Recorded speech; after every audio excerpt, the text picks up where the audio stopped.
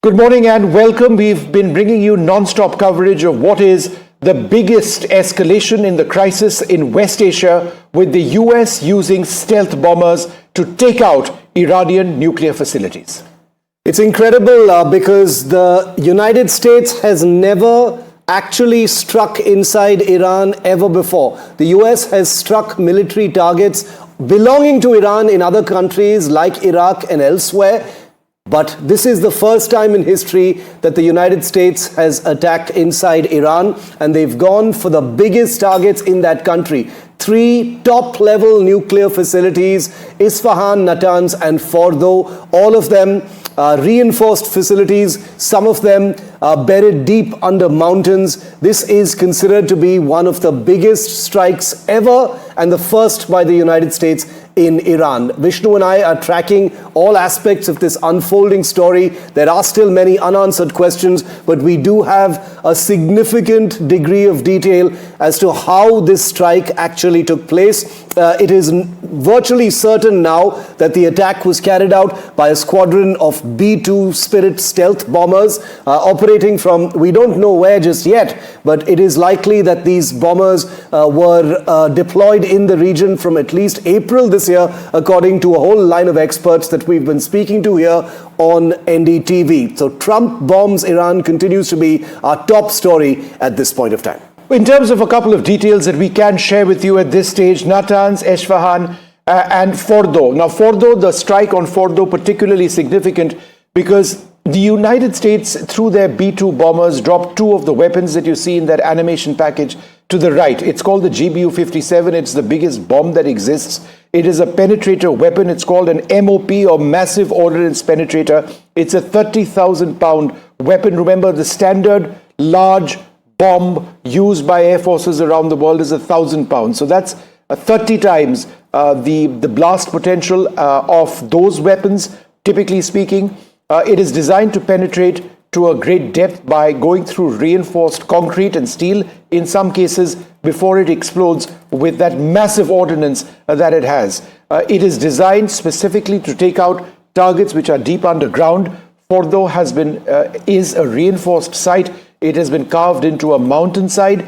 But in as much as we are talking about the use of this weapon system, what we should also mention is that the US did use 30 at least submarine-launched Tomahawk cruise missiles, which has been a standard go-to for the US Armed Forces in attacks whenever they carry them out. Those were used, as we understand it, to primarily target Natanz and Isfahan. Now, there have been very basic reactions which have come in from Iran, which says that the attacks on Fordo have not achieved very much, but I think with satellite imagery likely on its way and available perhaps in the next couple of hours, we'll get a clear idea. But I think besides the military aspect of this is where this is all leading, because we need to look at it from a geopolitical perspective.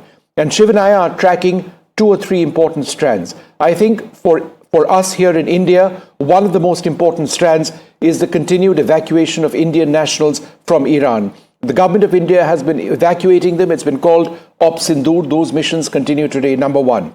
Number 2, what does Iran do at this stage?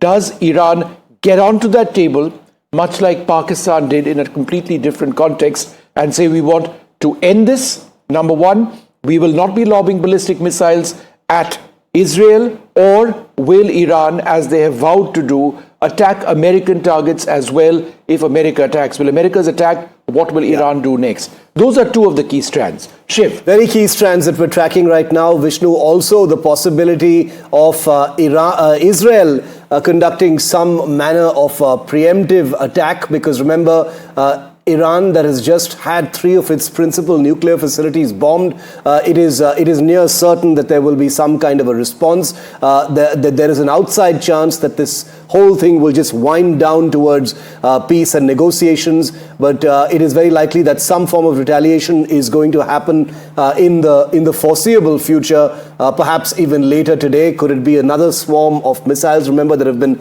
dozens of them already pointed at Israel, but could those be now specifically targeted towards American military targets in Iraq, in Syria? There are several other countries in West Asia that accommodate American Iranian military establishments, bases, sites, air bases, that kind of thing.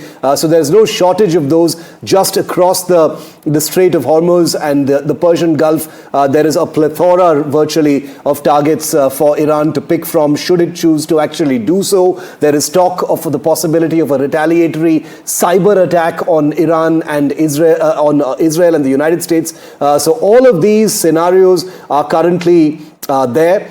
But what we're looking at right now, and what Vishnu and I, along with our colleagues on the ground who will be joining us in just a moment, are looking at are the two strands that Vishnu just mentioned. And before us, as we decode the rest of this unfolding story, are three of the premium nuclear facilities of Iran, the very basis, the very genesis of any possible breakout nuclear capability in that country that have just been possibly damaged for many, many years. We don't know specifically how long it will take for these sites to actually get back to speed, or whether they will at all, given how the world has changed in the last few hours.